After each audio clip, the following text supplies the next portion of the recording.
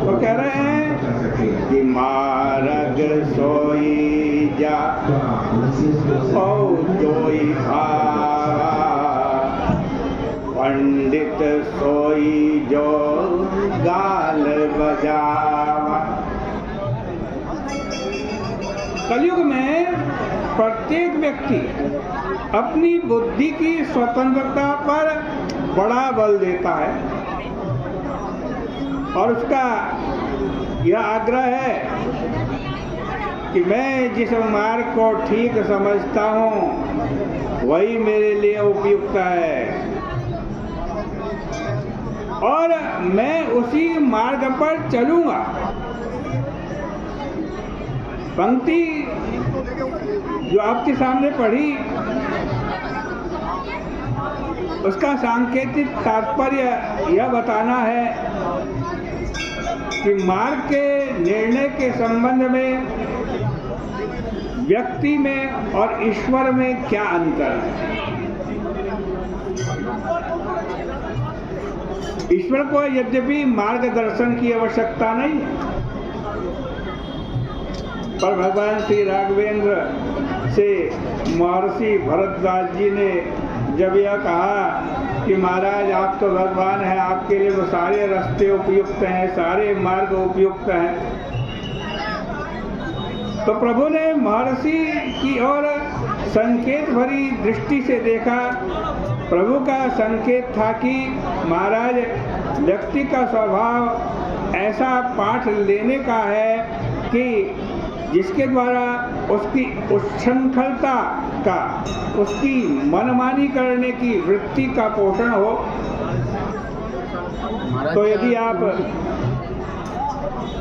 मुझे यह स्वतंत्रता दे देंगे, महर्षि से कह रहे हैं राम जी, कि मुझे जो अच्छा मार्ग लगे, मुझे जो अच्छा रास्ता लगे, मैं उसी मार्ग पर चलूं और भविष्य में लोग इस घटना को सुनेंगे कि राम जी को जो उनके मन में भाया उस मार्ग पर चले।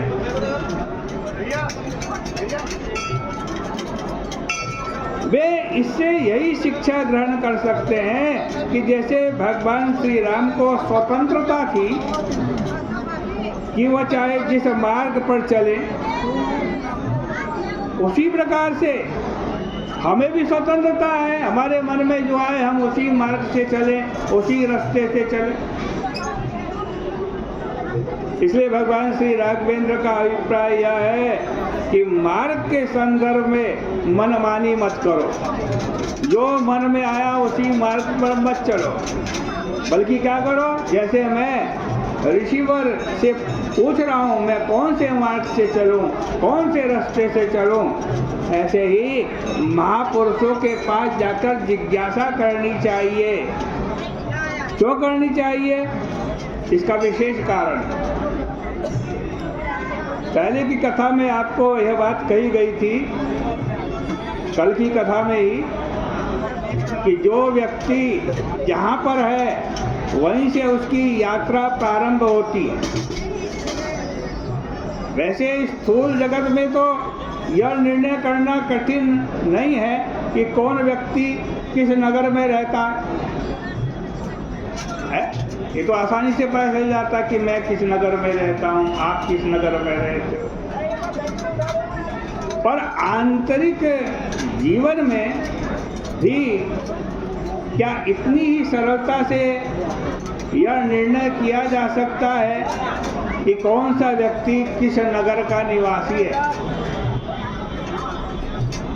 अगर इस दृष्टि से विचार करके देखेंगे तो व्यक्ति के आंतरिक जीवन की सबसे बड़ी समस्या यही है कि सही अर्थों में वह स्वयं ही नहीं समझ पाता कि मैं कहाँ हूँ, कहाँ बैठा हूँ। अगर व्यक्ति के परिचय के संदर्भ में प्रश्न किया जाए तो हमें उसके परिचय में भी विविधता मिलेगी। एक ही व्यक्ति के परिचय के संबंध में अगर पूछा जाए तो उसके परिचय को इतने रूपों में दिया जा सकता है जिसकी कोई सीमा नहीं। सृष्टि में जो विविध योनियां हैं, अगर उनकी दृष्टि से विचार करके देखें तो एक परिचय है कि व्यक्ति क्या है, मनुष्य है। और अगर व्यक्ति यह मान ले कि मैं मनुष्य हूँ तो उसके मार्ग तथा धर्म का निर्णय करना अत्यंत सरल है,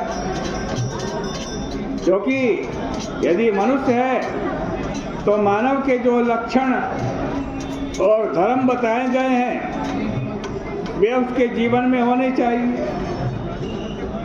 लेकिन व्यक्ति का परिचय यहीं पर ही समाप्त नहीं हो जाता, क्योंकि मानव के संदर्भ के साथ साथ देश के संदर्भ से भी व्यक्ति का परिचय दिया जाता है।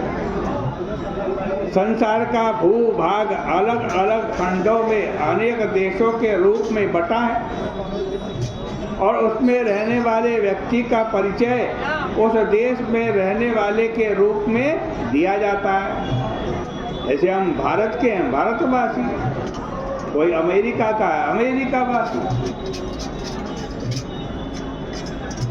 इस प्रकार एक परिचय हुआ मनुष्य है, दूसरा परिचय हुआ यह इस देश का वासी है, पर इतने में भी परिचय समाप्त नहीं होता। अगर धर्म की दृष्टि से विचार करें तो व्यक्ति का परिचय भिन्न भिन्न धर्मों के नाम से भी दिया जाता है।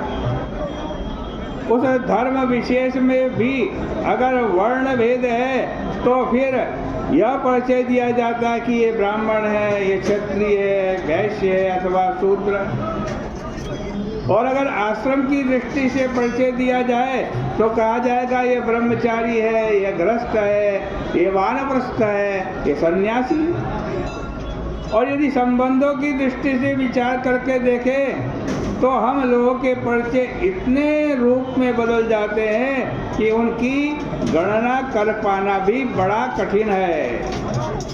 कहीं पिता के रूप में, कहीं भाई के रूप में, कहीं पति के रूप में। इस प्रकार एक ही व्यक्ति के साथ परिचय के रूप में अनेक शब्द जुड़े हुए हैं।